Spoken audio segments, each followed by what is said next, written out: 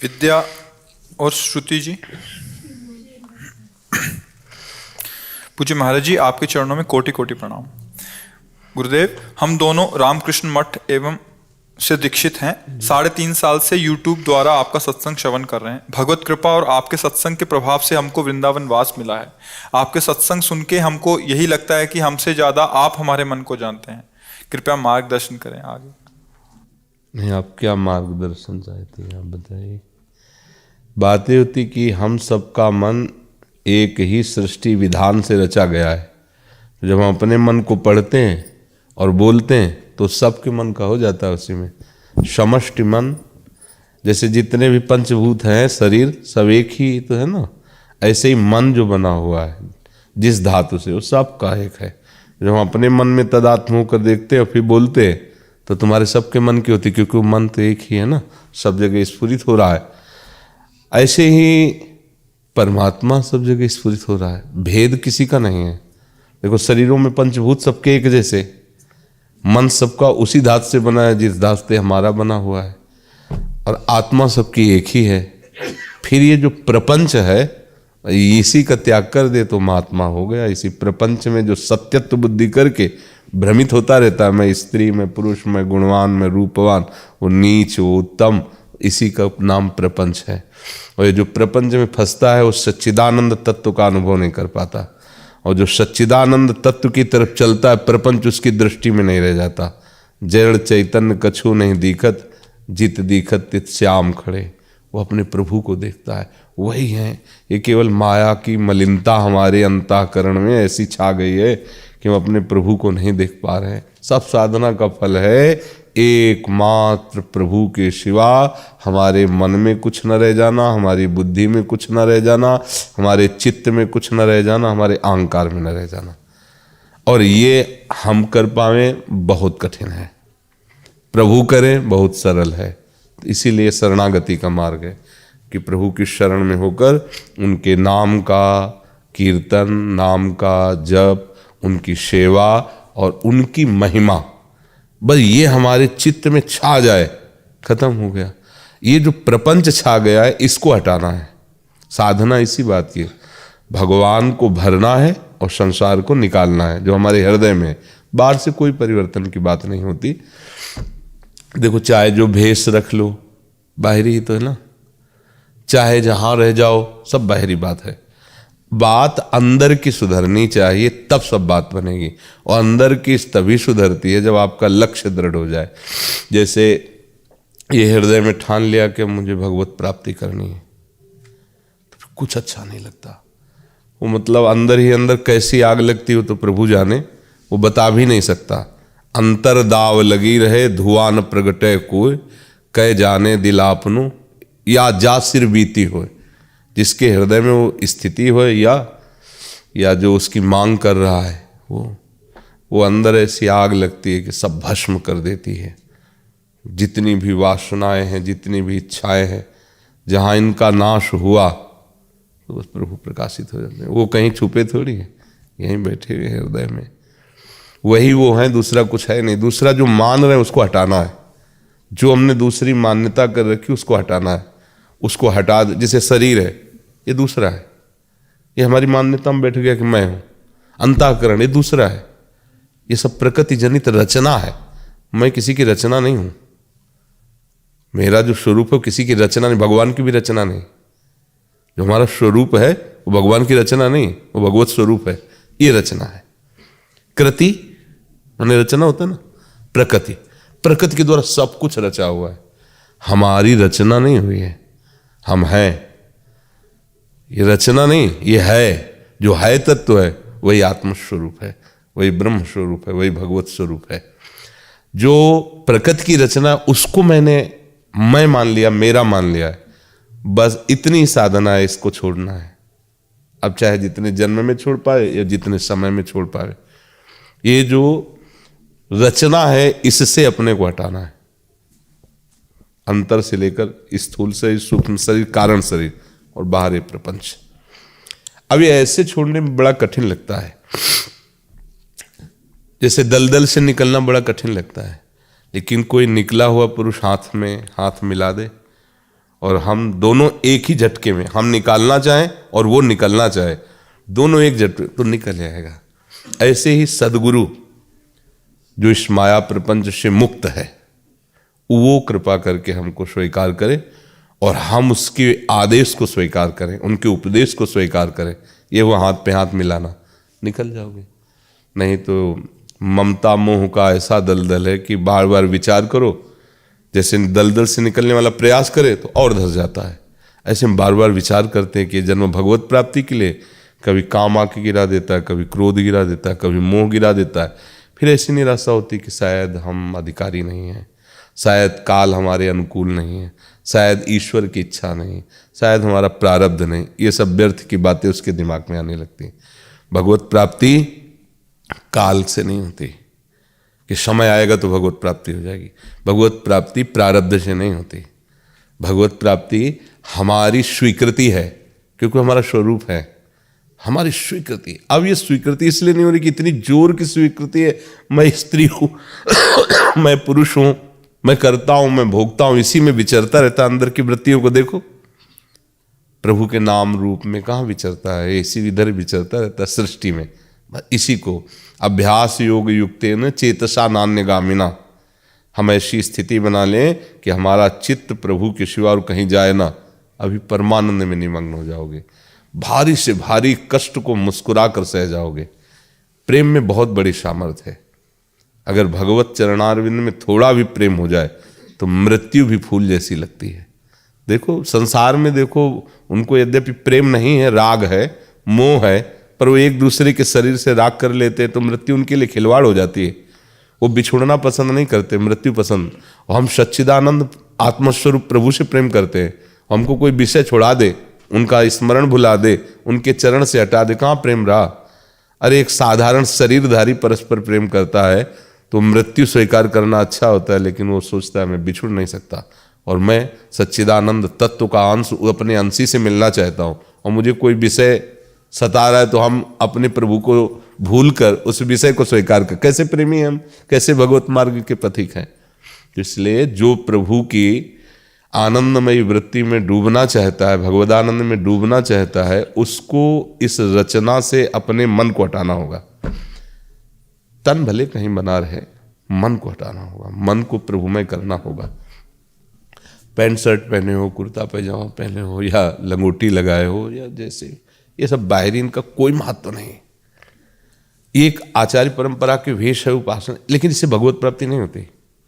भगवत प्राप्ति अंतर से होती है।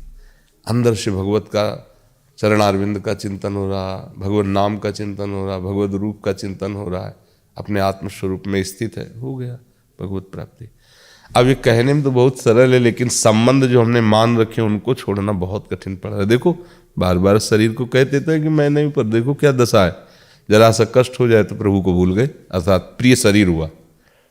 अगर हम किसी भी सुख सामग्री के भोग समय प्रभु को भूल गए तो हमारी प्रभु से भी बढ़कर प्यारी वस्तु आ गई।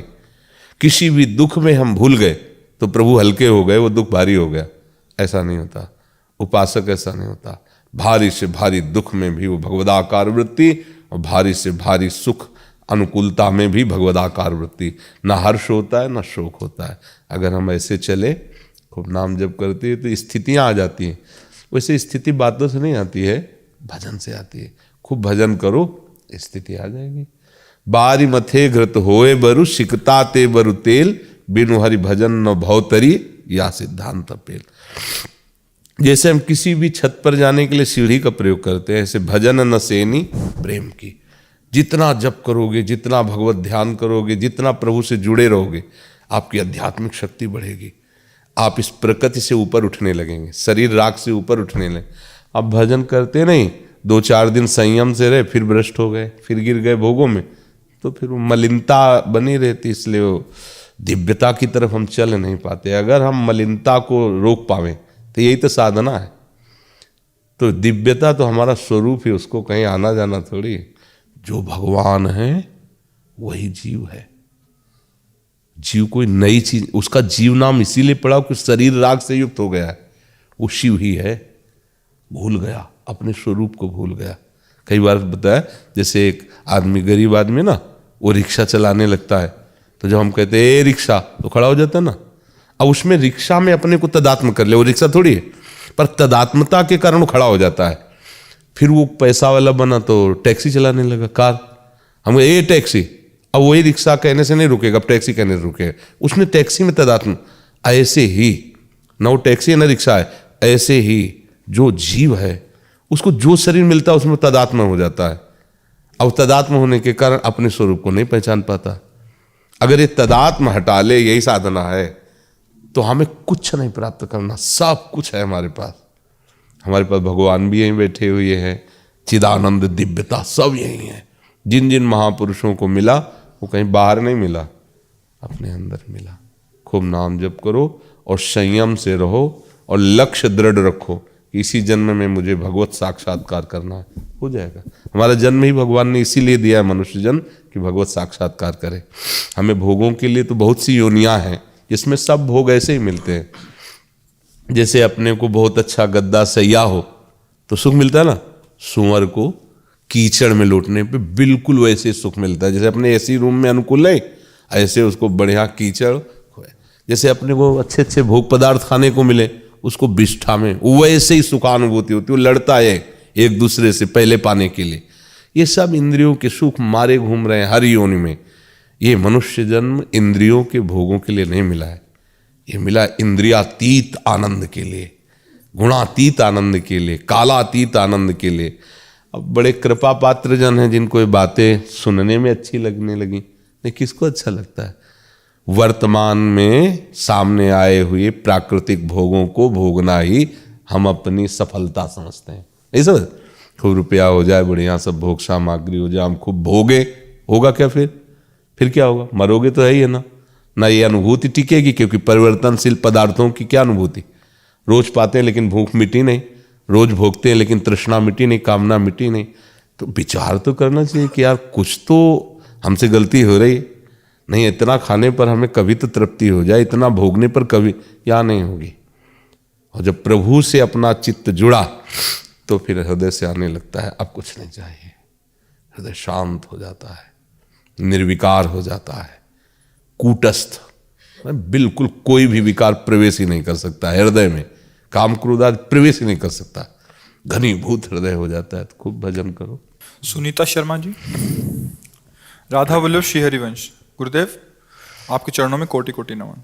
गुरुदेव, नाम जप होता है आपकी कृपा से, परंतु जप के साथ प्रपंच भी चलता रहता है, कोई क्या परेशानी नहीं, कोई परेशानी नहीं। वो जो है वो निकल रहा है। हम लोगों को तटस्थ भूमिका निभानी चाहिए उस समय, ना दुखी होना चाहिए ना सुखी होना चाहिए। कुछ अच्छी बातें फेंकता है अनुकूलता, कुछ बुरी बातें फेंकता है, मन जो उसमें जमा है चुप रहो। झाड़ू लग रही है, निकल रहा है, वो आ नहीं रहा है, वो प्रपंच में फंस नहीं रहा, क्योंकि नाम चल रहा है ना, वो प्रपंच से मुक्त कर रहा है। जितने प्रपंच हैं सब बाहर निकल रहे हैं। दरवाजे पे बैठा हुआ आदमी दोनों को देखेगा, आते हुए को भी और जाते हुए को। अगर उससे बातचीत करने लगे तो रुक जाएगा, अगर उसको प्यार दिखाया तो रुक जाएगा, झगड़ा करोगे तो रुक जाएगा। तीनों बातें नहीं करनी, उसको समझाना नहीं है, उससे द्वेष नहीं करना है, न उससे राग करना है। आपको नाम जप करना है, आपका लक्ष्य नाम है, राधा राधा। और वो आप फेंक रहा है निगेटिव पॉजिटिव, वो सब निकल नहीं।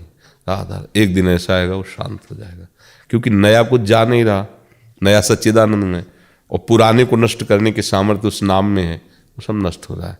एक दिन हृदय निर्मल हो जाएगा। अगर संत महात्माओं को जो भगवदानंद मिला है, निर्मल हृदय न होता तो कैसे मिलता? तो कैसे हुआ? नाम। गोस्वामी तुलसीदास जी कहते हैं, भगवान शंकर को साक्षी करके कहते हैं कि हमारी जीव गर जाए, नष्ट हो जाए, यदि हम इतना भी मिथ्या बोलते हो। हमारे जीवन में जो कुछ है रा और माँ है, उनका ये दो नाम, दो अक्षर, ये नाम जो है ना, यही हमारा जीवन है। हम भगवान शंकर को साक्षी करके कहते हैं, अर्थात जो कुछ मुझे मिला है राम नाम से मिला है। ऐसे ही अपने पास राधा नाम है, अपने पास कृष्ण नाम है, राधा वल्लभ नाम है, हरिवंश नाम है। हम जो गुरु प्रदत्त नाम है उसको रटे, जपे, ध्यान करें, मन में बसाए, तो सब शक्तियाँ, सब कुछ ज्ञान सब प्राप्त हो जाएगा। परेशान होने की जरूरत नहीं, सब प्रपंच नष्ट हो जाएगा। जी। आशीष शर्मा जी, राधा वल्लभ श्री हरिवंश। गुरुदेव, आपके चरणों में दंडवत प्रणाम। गुरुदेव भगवान, आजकल सभी बाजार के चंदन में बहुत अधिक केमिकल का उपयोग होता है और चंदन की लकड़ी भी नकली मिल रही है। ऐसे में हम अपनी प्यारी सुकुमारी जी को कौन सा चंदन लगाएं? सब तो नकली चंदन नहीं मिलता होगा, क्योंकि ऐसा नहीं है भगवान की सृष्टि में कि अब ये नहीं, आप नहीं कह सकते। चाहे जितना घोर कलयुग आ जाए, कोई न कोई भगवान का प्रेमी महात्मा रहेगा, और चाहे जितना सतोगुण सतयुग आदमी हो, कोई न कोई राक्षस रहेगा। ये भगवान की उपज है बनाई हुई, ये हर युग में रहती। जैसे अभी कलयुग चल रहा है ना, बोले बहुत मलिन है, और भगवान रामचंद्र जी जब वनवास में विहरण कर रहे हैं तो वहाँ देखा हड्डियों का ढेर लगा था। किनका ढेर? बोले ऋषियों की। राक्षसों ने ऋषियों को खा खा के हड्डियों का ढेर लगा दिया। अभी कलयुग में तो ऐसा नहीं होता, अब महात्माओं को पीटा जा रहा है, सताया जा रहा है, ये तो हो सकता है, लेकिन खा रहे हो मूली गाजर की तरह अभी ऐसा नहीं। अभी तो हम कीर्तन कर रहे हैं, जयकार कर रहे हैं, अभी कोई ऐसी बाधा नहीं। तो ऐसे ही हर समय हर युग में सब कुछ होता है, सब कुछ होता है। अब हमें खोज करनी होगी। लकड़ी, उसमें चंदन की सुगंध नहीं की, पवित्र लकड़ी है ना, केसर मिला दिया उसमें और घस करके थोड़ा कपूर मिला दिया, श्री जी को लगा दिया। हमारी भावना चंदन की जो बाजार से घिसा हुआ आता है, इसमें सेवा नहीं बनती। आप अगर थोड़ा सा कहीं खोज करो, जैसे अपने भी है, तो अब मलयागिरी से तो सीधे चंदन यहाँ पोस्ट होगा नहीं, तो उसे हम चंदन मान लेते हैं। जैसे मृत्तिका की या अन्य धातुओं की जो मूर्ति होती है, उसे हम भगवान मान लेते हैं, हमें भगवान मिल जाते हैं, मानने से मिल जाते। ऐसे हम उसे चंदन मान लेते हैं कि मुझे असली चंदन मिल गया। अब लकड़ी में तो क्या है ना, लकड़ी ही तो है ना, और उसको हम केसर और कपूर डाल के घसते हैं, अपनी श्री जी को लगा देते हैं। उसमें केमिकल तो नहीं मिला है, उसमें और गंदी कोई वस्तु नहीं मिली है। कैसे बनाया हमें कि अब अपने धीरे धीरे घर, तो हमारी सेवा भी बन गई। सेवा में श्री जी के लिए बाजार का वो चंदन आदि तो नहीं लगाते हैं, अपने घस लेते हैं धीरे धीरे धीरे, और सुगंध उसमें हमारी भावना की होती है। श्री जी के श्रीअंग की जो सौरभ है, सृष्टि में कोई सौरभ है ही नहीं, क्योंकि जितनी सौरभ सब प्राकृतिक है। और श्री जी के श्रीअंगी की सौरभ तो लालजू के भी मन को चुरा रही, जो भगवान है। उनके लिए जो इत्र है, चंदन है यहाँ का, मुझे लगता है कि कहीं किसी भी प्रकार से उनके योग्य तो है ही नहीं, क्योंकि प्राकृतिक है। पर हम उन वस्तुओं के सहारे अपनी भावना पहुंचा देते हैं। श्री जी वस्तुओं की भोक्ता नहीं है, उस वस्तु में जो आपको भाव जाता है उसको श्री जी लेते हैं। जैसे आपके अंदर भाव, आज श्री जी को खीर पवाते हैं, आज श्री जी को कढ़ी चावल फुल्का गरम गरम, आप एकदम भाव में मगन, आज श्री जी पा रहे हैं। बनेगा, भोग लगेगा बाद में, श्री जी आपको जो भाव बन रहा है ना, वो सीधे पा रहे। अब आपका आज पकौड़ा चटनी, ये सुनो, वो कहा है कि भोग लगा पाना, जैसे दिखा दो श्री जी को, ज्यादा मत रखो, नहीं तो गर्म ठंडे हो जाएंगे, फिर स्वाद लाओ दिखा के। वो कुछ नहीं, चिदानंद बप्पू, उनको पकौड़ी कचौड़ी रोटी दाल सब्जी खीर थोड़ी चाहे। आपका जो भाव, अच्छा चंदन हो श्री जी के पत्रावली का, ये जो भाव है ना, चंदन भले वो ठीक नहीं, लकड़ी चंदन की नहीं, पर आपका भाव चंदन का हुआ तो श्री जी को शीतलता पहुंचेगी। भावोत्सवेन भजताम रसकाम। अगर हम ऐसे एक प्रश्न करके देखें तो कोई भी सामग्री सृष्टि की भगवत प्रसन्नता के लिए नहीं रह गई। क्या रह गया? तो दूध भी शुद्ध नहीं, घी भी शुद्ध नहीं। अब वो गाय का दूध कह के लो, पता नहीं क्या क्या मिला हुआ क्या। जब मूंग की दाल को पानी में डाल के धोया जाता तो हरा रंग उससे निकलता है। आप बताओ कितनी बुद्धि खराब हो गई। दाल को रंग दिया। अब हम कौन सी पदार्थ में दृष्टि डालें कि भाई फल का भोग लगा दो? तो ऐसे ऐसे इंजेक्शन लगाए जाते हैं, ऐसी ऐसी उनको ऊपर से सब केमिकल आदि लगाए, वो सुरक्षित रहे 2-4-6 महीने। अब कैसे वो तो श्री जी के लायक कहाँ रहे ना, वो कहाँ फल के वृक्ष रह रहे हैं, वृक्ष रह कहाँ रहे हैं, बिल्डिंगें बन रही, वृक्ष जा। अगर हम ऐसे नकारात्मक सोच में जाएं तो हम अभी दुखी हो जाएंगे। हम सकारात्मक सोच में, नकारात्मक रखते हैं। जो वस्तु हमें सहज में मिल रही उसको हम जब श्री जी को भावपूर्वक समर्पित करते हैं तो लाडली जो हमारे भाव को, भावोत्सवेन, बस भाव हमारा मुख्य है। हम खास बात अंदर की रखते हैं, अंदर के चिंतन की। बाहर से हमारे अंदर वो वस्तु जो भाव समर्पित करने, वो वस्तु में सामर्थ्य नहीं। अंदर से हमारा भाव हो गया। श्री जी को फूलों के बंगले पे बैठा ले, श्री फूलों की गद्दी, सुंदर सुंदर गुलाब लाए, कमल लाए, ऐसे ऐसे हम श्रृंगार कर रहे हैं, और ऐसा फूल मंगला, ऐसी गल, और ऐसी प्रिया प्रीतम उसमें विराजमान हो, ऐसे ऐसे हो रही बहुत दिव्य सेवा, वो सब पहुंच रहा है। वो कल्पना नहीं है, वो दिव्य सच्चिदानंद से जुड़ी हुई वृत्ति है। अब प्रकट में आप बाहर उतनी नहीं कर सकते क्योंकि उतनी सामग्री नहीं, लेकिन भाव में आप कर रहे हैं ना, तो ऐसे उपासक भावुक होता है, भाव के द्वारा अपने आराध्य देव पर अपना अधिकार कर लेता है, भाव के द्वारा, वस्तुओं के द्वारा नहीं। देखो वस्तु में दुर्योधन और दुशासन ने मिलकर के बहुत सुंदर व्यवस्था की थी कि द्वारिकाधीश श्री कृष्ण संधि के लिए आ रहे, उनको अपने पक्ष में कर लेंगे। भगवान से कहा कि आइए, और गर्व से कि दिखाते हैं तुम्हें राज वैभव हमारे पास क्या है। वो मतलब नहीं मानते थे कि ये भगवान है, बुद्धि खराब थी ना, इसीलिए वो नहीं मानते थे। आओ तुम। भगवान ने कहा तुम्हारे अंदर प्रीति नहीं, मेरे अंदर क्षुधा नहीं, भूख नहीं। तुम्हारे अंदर दो ही जगह भोजन किया जाता है, या तो प्रीति हो आपके अंदर या तो भूख हो हमारे अंदर। भगवान ने कहा हमारे अंदर भूख नहीं, तुम्हारे अंदर प्रीति नहीं। और वहां चल दिए, पहुंचे विदुरानी जी के घर, और वहां जाके कहते हैं कि मुझे बहुत भूख लगी है, कुछ पवाओ।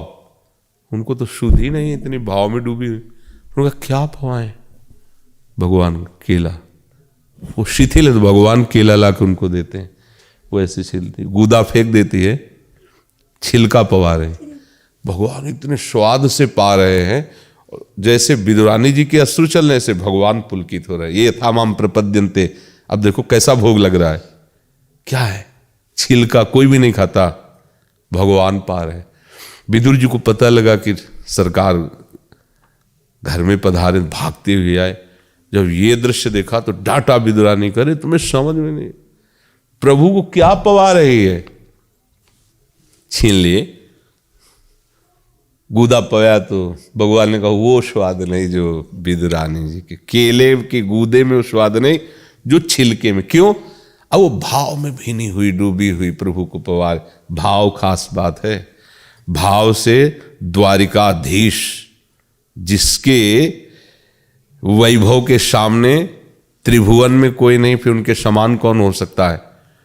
सुदामा जी के चावल के टुकड़े छीन के पा रहे, और बार बार ऐसे पाते जा रहे, पुलकित हो रहे, कह रहे ऐसा आज तक हमने नहीं पाया।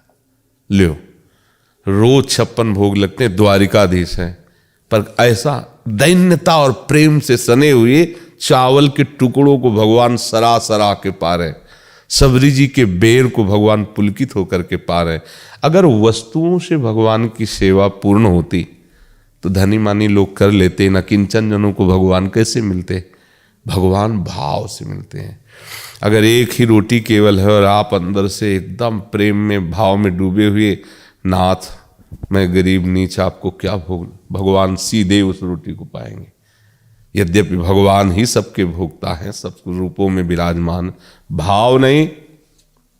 और भाव है तो जैसा आपका भाव वैसे ही वो भूखे हैं, वैसे भूखे हैं। भाव को बहुत बड़ा समर्थ होते हुए भी भगवान भाव के आगे असमर्थ है। आप जैसा भाव करेंगे भगवान उस भाव का अनुकरण करते हैं। एक बार नारद जी भगवान के दर्शन करने गए नंदालय में, तो बड़ी डेहरी मोटी, तो उस डेहरी में भगवान चढ़ रहे थे बाल गोविंद घुटनों के वजह से। अब छोटे छोटे श्री चरण, छोटे छोटे कर कमल, तो छाती रखी ऐसे करके, पीछे के चरण उठ गए और आगे हाथ नीचे गया नहीं, तो बीच में ऐसे टंगे रो रहे हैं। नारद जी दर्शन करने के साष्टांग दंडोत किया, बोले प्रभु अभी निकाल दो, ये तुम्हारे लिए नहीं हो रहा, तुम तो जानते हो ना, दूर खड़े केवल बीणा में हमारे नाम कीर्तन करो, ये जिनके भाव के लिए हम रो रहे हैं उनको आने दो। मैया भागती हुई आई लाला के रोने, अरे मेरा लाला, ऐसे उठाया, छाती से लगाया और दासियों को डांटा, तुम्हें दे इतना सुकुमार देखो कैसे कष्ट। नारद जी को एक चरण बढ़ाया तो ब्रह्मलोक भी छोटा पड़ गया, वो नंद की डेहरी को नहीं पार कर पा रहे हैं। यह है भाव की अधीनता। सुख देना है ना वात्सल्य का, तो भगवान ऐसे। हमारे प्रभु सर्व सामर्थ्यशाली होते हुए भी भाव के बंधन को नहीं तोड़ पाते। जिसने भाव में प्रभु को बांध लिया वो हर समय प्रभु उसके पीछे रहते हैं। जी लक्ष्मी जी हिसार से। सतगुरुदेव भगवान के चरणों में प्रणाम। गुरुजी, मैं पिछले 20 साल से राधा स्वामी व्यास से दीक्षित हूँ। नाम जप भी करती हूँ, परंतु गुरुदेव आप बताएं क्या कारण है, मुझे अभी तक अंदर से प्रभु का कोई अनुभव नहीं होता। किसका है? प्रभु का अनुभव उसका होता है जो प्रभु के लिए व्याकुल है। शरीर में राग है, संसार में राग है, शरीर संबंधियों से अपनापन है, तो प्रभु का कैसे अनुभव हो? प्रभु का अनुभव करने के लिए मन भी तो चाहिए। हमारा मन तो तन में फंसा हुआ है, संसार में फंसा हुआ, किस मन से अनुभव करें? क्यों माता जी, समझ रहे? जब तक शरीर प्रिय लग रहा है, शरीर के संबंधी रिश्ते नाते प्रिय लग रहे हैं, तब तक प्रभु कैसे अनुभव में आए? वो तो उसी के अनुभव में आते हैं जो प्रभु के लिए अपने प्राणों को भी तुच्छ समझ लेता है कि अब बस जब नहीं मिले तो हमारे प्राण निकल जाएंगे, ऐसी स्थिति तो अनुभव में आ जाते हैं। और ये स्थिति गुरु मंत्र के खूब भजन से आती है। अब आप कह रहे हो 20 साल हो गया, 20 साल तो बहुत समय होता है। इसका मतलब है कि तन्मयता नहीं रही, भजन ठीक से होता नहीं रहा, लक्ष्य को समझा नहीं, इसलिए समय चला गया। 20 जन्म चले जाते हैं। अगर सही ढंग से चले तो कुछ ही काल में आध्यात्मिक उन्नति का अनुभव होने लगता है। अगर ऐसा हो तो फिर जितने संत महात्मा भगवत प्राप्त हुए वो कैसे होते? उसी मंत्र से, उसी नाम से हमें वो तत्व का अनुभव होता है। तो हम कहीं गलत हैं, इसलिए हम मंजिल में नहीं पहुंच पा रहे। तो इसलिए ये बढ़िया बात है कि आप अपनी गलती को समझते हैं कि हाँ हमारे कमी है। नहीं तो प्रायः लोग मंत्र या गुरुदेव में या आराध्य देव में कमी समझने लगते हैं कि इतने दिन जपते हो गया तो मंत्र ने कोई चमत्कार नहीं दिया, तो हो सकता है मंत्र में पावर ना हो या गुरु में ही पावर ना हो। ऐसा नहीं है, पावर हमारे भाव से आता है। हम एक माटी की मूर्ति बनाकर उसमें भावना करें तो पावर आ जाएगा। भगवान उसमें भी हमसे बात कर सकते हैं, क्योंकि कोई कण ऐसा नहीं जहाँ भगवान ना हो। तो हमें अपना भाव संभालना है। हमारे अंदर भूख पैदा हो जाए प्रभु से मिलने की, सब बातें बन जाएंगी। पर भूख ही नहीं ना प्रभु के मिलन की या तत्व अनुभव की भूख। अब जिया नहीं जा रहा प्रभु के बिना, तभी बात। ये पहचान है जहाँ भगवत प्राप्ति की बात अंदर आई ना कि अब मुझे भगवत प्राप्ति करनी है, तो उसके अंदर ये स्थिति आ जाती है। नहीं खान पान ते भावे है, नहीं कोमल वसन सुहावे है, सब विषय लगे ते खारा है, हरियासिक का मग न्यारा है। नारायण हरि भजन में ये पांचों न सुहात, विषय भोग, निद्रा, हंसी, जगत प्रीति, बहुबात। ये 5 बातों में सुधार हो जाए तो भगवत प्राप्ति हो जाएगी। हमारा जो विषयों के प्रति प्रियता है, संसार के प्रति सतत्व बुद्धि है, शरीर में जो ममता अहमता है, ये समिट के भगवान के चरणों में लग जाए, भी भगवान की प्राप्ति हो जाए। पर अपने लोग बहुत जन्मों से इस माया में फंसे, इसलिए नहीं निकल पा रहे हैं। और गुरु ने जो मंत्र दिया है, नाम दिया, वो सामर्थ्यशाली है। कोई भी मंत्र, कोई भी नाम, सबको प्रणाम है। उसको जप के देखे तो अनुभव में आ जाएगा। ऐसा है जी। गीता यादव जी, राधा वल्लभ श्री हरिवंश। गुरुदेव आपके चरणों में कोटि कोटि प्रणाम। गुरुदेव आपकी कृपा से इस अधम को युगल चरणों की सेवा प्राप्त हुई है। पिछले 6 महीने पहले कुछ युगल सरकार की सेवा से जीवन पूरा बदल गया। गुरुदेव हृदय में आनंद भी बहुत रहता है, पर साथ ही मन में एक डर सा लगा रहता है कि मुझसे सेवा में कोई अपराध ना हो जाए। नहीं तो प्रभु को प्रभु भगवान मान के सेवा ना करो, संबंध मानकर सेवा करो तो भय खत्म हो जाएगा। भगवान मान के करोगे तो भय रहेगा, और अपने मान के करोगे तो भय नहीं रहेगा। और सच्ची सेवा अपने भाव से ही होती है। मेरे प्रभु पिता हैं, मेरे प्रभु स्वामी हैं, मेरे प्रभु प्रीतम हैं, मेरे प्रभु बालक हैं, मेरे प्रभु दोस्त हैं, यही संबंध है। तो कोई संबंध उनसे मान लो, जो संबंध मानो उसे दृढ़तापूर्वक मान लो, तो फिर भय खत्म हो जाएगा। अपने मित्र से बात करने में, उसको दुलार करने में, अपने प्रीतम से प्यार करने में कहीं भय लगता है क्या? अगर भगवान मानेंगे तो भय लग जाएगा कि भगवान शास्त्र उनकी महिमा गाता है, कहीं त्रुटि हो गई तो ऐसा। और जब अपना संबंध मान लेते हैं तो फिर त्रुटि का भय नहीं रहता, फिर उसमें दुलार प्रकट होता है। जैसे अब भगवान को बालक माना कि भगवान मेरे वात्सल्य भाव में बालक ही तो माना। अब वो हर समय इसी बात का चिंतन करता है कि उनको अनुकूल हम सुख पहुंचा सके। उसको डर इस बात का नहीं लगता कि अपराध बने, उसको डर रहता है कहीं भूखा ना रह जाए, कहीं ऐसा ना कि हमारी दृष्टि ओझल हो जाए और उसको कष्ट पहुंचे। हर समय अपनी भावना में। एक माई थी, वो परिक्रमा दिया करती थी, गौड़ेश्वर संप्रदाय से थी, टाट पहनती थी, गोपाल को लाला मार, इधर टॉफी, इधर मीठा, दूध, ऐसे पूरा सब टांगे रहती थी। थोड़ी थोड़ी देर गोपाल को ऐसे करके थोड़ा दूध पिलाती, फिर कभी टॉफी खवाती, कभी, और टाट पहने थी माता जी वो। अब गोपाल को बालक माँ, उसको भय है क्या? आसपास सब सामग्री अपने गोपाल की टांगे, गोपाल को छाती से लगाए, दुलार करे, गोपाल के पास पहुंच गए। हमें अगर वास्तविक सेवा का सुख लेना है तो अपने प्रभु को अपना मानना होगा, और अपने हैं वो, और जब हम अपना मानते तो भय नहीं रहता। देखो, चाहे जितना बड़ा पदाधिकारी हो, लेकिन जब हमारा प्रीतम है, पदाधिकारी की तरह मिलोगे जाके तो बड़ी समस्या मिलेगी।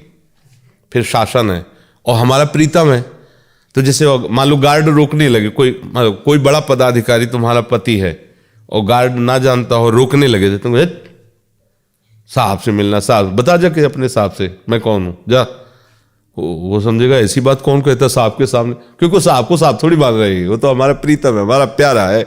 ऐसे ही भगवान से जब संबंध हो जाता है ना, तो सृष्टि में किसी से भय नहीं रहता। इतना बड़ा स्वामी हमारा प्यारा दोस्त है, हमारा प्यारा मित्र है, हमारा प्यारा पुत्र है, हमारा प्यारा पति है, हमारा स्वामी है। ये जो शांत भाव के ऊपर दास से सख्य वात्सल्य है ना, ये बड़े रसमय भाव है। फिर भय खत्म हो जाता। हमारा दोस्त है क्या? सखा कोई डरता है क्या? अगर कोई कहता भगवान, तो कहता है कन्हैया भगवान है, ये कन्हैया तू भगवान है, बोले नहीं हम भगवान नहीं, ये तो जो ऐसे ही कह रहे, हम तो तुम्हारे मित्र है, ऐसा। तो डर तब तक लगेगा जब तक भगवान मानोगे, तो भगवान में तो डर है ही। भगवान तो फिर भगवान है, भगवान होते हुए भी वो हमारे प्यारे हैं, वो हमारे अपने हैं, हम जिस भाव से चाहें उनको दुलार कर सकते हैं जी। आरती त्यागी जी। गुरुदेव, आपके चरणों में कोटि कोटि प्रणाम। गुरुदेव, हमारे अंदर बहुत कमियां हैं, उसे अपने अनुशासन में ले लीजिए। गुरुदेव, हमारे मार्गदर्शन कीजिए, दिशा प्रदान। हमारे अंदर कमियां नहीं, कमियों को अपने अंदर लिए हम, बस शब्द को समझना होगा। हमारे अंदर तो प्रभु बैठे हुए हैं, जो हमारा स्वरूप है तो प्रभु का अंश है, उसमें कमी प्रवेश ही नहीं कर सकती। कमियां हमारे अंदर नहीं, हमने कमियों को पकड़ रखा है। जब जान रहे हो कमियां, छोड़ दो, खत्म हो गए। जैसे हम कोई गंदी चीज पकड़े, अब हम कह रहे कि कोई छुटा दे, अरे छुटा कर दे, तुम छोड़ दो, ऐसे खत्म हो गए। आप ही तो पकड़े हुए हो, आप में कोई कमी प्रवेश नहीं कर सकती, क्योंकि आप भगवान के अंश हो। आपने कमियों के मूल जड़ को, शरीर को, इंद्रियों को, मन को अपना मान रखा है, पकड़ रखा है, उसी से भोग रहे हैं। इसीलिए सारी कमियां हमें दिखाई दे रही हैं अपने में। अपने का हम तात्पर्य शरीर से ले रहे हैं। देखो, हम अपने का तात्पर्य भगवान के अंश से ले रहे हैं, जो हम हैं। हम शरीर नहीं है, भगवान के अंश है, हम में कोई कमी नहीं जा सकती। हम कमियों को पकड़े हैं, कमियों को स्वीकार किए हैं, तो जिसको हम पकड़े उसको छोड़ दें, कोई परेशानी नहीं। पर हम इतने कमजोर हो गए कि लगता है इसको कैसे छोड़ सकते हैं, क्योंकि उसमें सुख बुद्धि हो गई है। ये भोग, ये खाना पीना, देखना सुनना, ये सब, तो इसमें लगता है इसके बिना तो जीवन ही बेकार है, ऐसा लगेगा। पर अगर हम भगवान का भजन करें, उनके आश्रित रहें, तो ये ज्ञान आ जाएगा। कमियां कोई नहीं है। अगर शरीर को लेके बात करो तो सब कमियां ही हैं, प्रभु को लेके बात करो तो कोई कमी नहीं है। आप अंदर से प्रभु को अपना मानिए, उनका चिंतन कीजिए। आप एक दिन देखेंगे जो एक महात्मा का हृदय होता है वही तुम्हारा हृदय हो जाएगा। और चाहे कोई कितना बढ़िया आदमी हो, शरीर संसार के भोगों का चिंतन करे, एक गंदा आदमी के जैसा हृदय होता है, वैसे उसका हृदय हो जाएगा। चिंतन का प्रभाव होता है। अगर प्रभु का चिंतन करोगे तो प्रभु में हृदय हो जाएगा, भोगों का चिंतन करोगे तो भोग में हो जाएगा। वैसे आप प्रभु में ही हैं, पर आप भोगों का चिंतन करेंगे, संसार का, राग द्वेष का, तो हृदय मलिन हो जाएगा। हमको खुद सुधारना है। सुधार क्या करनी? हम जो जो पकड़ रखा है वो प्रभु के चरणों में समर्पित कर दें। तो जब वैद्य शोध करके विष भी देता है तो दवा का काम करता है, और ऐसे विष खा लो तो मर जाओगे। प्रभु को सब कुछ अपना समर्पित करके उनके दास हो जाओ, तो ये माया भी आपको दुलार करने लगेगी। देखो, ये शरीर माया ही तो है, कपड़ा माया ही तो है, ये शब्द माया ही तो निकल रहे हैं। आप हमें देख रहे हैं, माया में ही तो शरीर है। तो अब ये हमारे कल्याण का काम कर रहा है, हमें भजन करवा रहा है, हमें सत्संग बोलने का अवसर दे रहा है। सत्संग, अगर हम प्रभु से विमुख हो जाएं तो अभी ये माया हमसे गाली बुलवाने लगेगी, लड़ाई झगड़ा कराने लगेगी, नाना प्रकार के कुकर्म कराने लगेगी। प्रभु की शरण में तो यही माया हमारा सहयोग कर रही, हमें आनंद की तरफ ले जा रही। बस समझो, प्रभु के आश्रित रहो, नाम जप करती रहो। अनुराधा शर्मा जी, पंजाब से। गुरुदेव आपके चरणों में कोटि नमन। गुरुदेव अन्य देवी देवताओं की पूजा बचपन से करती आ रही हूँ, अब छोड़ नहीं पा रही, गुरुदेव मार्गदर्शन कीजिए। करती रहो, उसमें परेशानी क्या है। जब प्रियाजू की कृपा का तुम्हें अनुभव होगा तो अनन्यता आएगी। अनन्यता कोई छोटी मोटी बात थोड़ी है, पर कोई बुरा थोड़ी कर रहे हो। किसी भी देवी देवता की पूजा करना बुरी बात नहीं है। और गृहस्थी में सब चलता है। ये तो महान अपने जो हमारी उपासना है तो प्रेम की चरम सीमा वृंदावन की उपासना है। अब हो तो पढ़ाई ही में, स्कूल में ही, पर अब कक्षा 1 का विद्यार्थी और PhD का दोनों का मिलान नहीं हो सकता। अब 1 वाले को अगर PhD को उपदेश करो तो नहीं बनेगा, और PhD वाले को 1 का उपदेश करो तो नहीं बनेगा। तो ऐसे ही जो वृंदावन रस की उपासना है, आप ये समझ लो हाई क्लास है, इसके ऊपर कोई क्लास नहीं है। अब अपने लोग कहाँ हैं, तो जहाँ हो वहाँ बुरा नहीं है, उसी से धीरे धीरे आगे बढ़ोगे। जिस भी देवी देवता की पूजा करो उससे प्रार्थना करो कि आप सबकी कृपा से हम लाडली लाल के चरणों में जुड़ गए हैं, तो आप ऐसी कृपा सब करो कि लाडली लाल के चरणों से प्रेम हो, वही धीरे धीरे पहुंचा देंगे। सब में लाडली लाल विराजमान है। कृपा, कोई गलत बात हो तो हम निषेध करें, धीरे धीरे आगे। जी मृत्युंजय त्यागी जी। गुरुदेव आपके चरणों में कोटि नमन। गुरुदेव आज मेरा जन्मोत्सव है, मुझे आशीर्वाद दीजिए कि मैं श्री जी के चरणों में रहूं। गुरुदेव मैं श्री जी को अपनी दीदी मानता हूं। भैया श्री जी के भैया, इनको माला पहनाओ भाई श्री जी का। नहीं, बहुत बढ़िया है। किसी भी भाव से लाडली लाल। सुनो, थोड़ी देर राधा राधा जपते हो है? जपना, राधा राधा जपना। और देखो सुनो, हमारी तरफ माला तो पहनने को मिल ही जाएगा। हमारी तरफ देखो, गंदे बच्चों का संग मत करना। गंदे बच्चे जो गंदी बातें, गंदे स्पर्श, गंदे, ऐसे लोगों का संग न करना। क्योंकि श्री जी के भाई गंदे नहीं होते। जो गंदा आचरण करता है वो श्री जी के भाव में नहीं आ सकता। तो अभी बच्चे हो ना, जिसे स्कूल जाना है, मित्रों से मिलना है, गंदे बच्चों से, गंदी बातों से, गंदे खान पान से जब बचोगे तभी श्री जी को तुम अपना मान पाओगे। नहीं, श्री जी परम पवित्र है, तो तुमको पवित्र रहना होगा। भोजन गंदा नहीं, गंदे विचार नहीं, गंदा कृत्य नहीं। माता पिता के अनुशासन में रहकर और श्री जी के प्रतिभाव को थोड़ी देर राधा राधा जप लिया करो। ठीक है, पहना दो माला पे। ये श्री जी का प्रसादी, तुम्हारी बहन जी का प्रसादी माला है। अभी बहुत अच्छा लगता है किसी भी भाव से। जैसे बच्चा है ना, अभी अपने भाव जोड़ेगा, अब यही चल के परिपक्व भक्त हो सकता है, भले गृहस्थी में रहे। भाई गृहस्थी से ही तो विरक्ति के मार्ग की पुष्टता होती है। बाबा जी कहाँ पैदा होते हैं? आकाश में थोड़ी पैदा होते। कोई कितना भी बड़ा परमहंस हो, पैदा तो गृहस्थी में हुआ है ना। और कोई कितना भी परमहंस हो, उसका पेट गृहस्थी से ही भरता है। जब खप्पर ऐसे किसी न किसी दरवाजे में जाके मांगना पड़ेगा, या वो कोई गृहस्थ ही आके देता, मतलब आप नहीं मांगते तो हमारे पास आके आप दे रहे हो। भरण पोषण हम कहे जरूर है कि भगवान हमारा भरण पोषण कर रहे हैं, लेकिन भगवान आप सबके को प्रेरित करके कोई फल दे रहा है, कोई वस्त्र दे रहा है, कोई अन्न दे रहा है। हम वृंदावनवासी वास करते हुए भजन कर रहे हैं, तो हम पैदा गृहस्थ क्या हुए, और हमारा आज भी पोषण गृहस्थ से ही हो रहा है। गृहस्थी तो ला रहे हैं। तो अब ऐसा नहीं कि गृहस्थ आश्रम में भजन नहीं हो सकता। गृहस्थ आश्रम पर यही अवस्था होती है जहाँ से सुधार होता है। अभी गंदे बच्चों का संग हो जाए, खान पान गंदा हो जाए, तो फिर जीवन बेकार हो जाता है।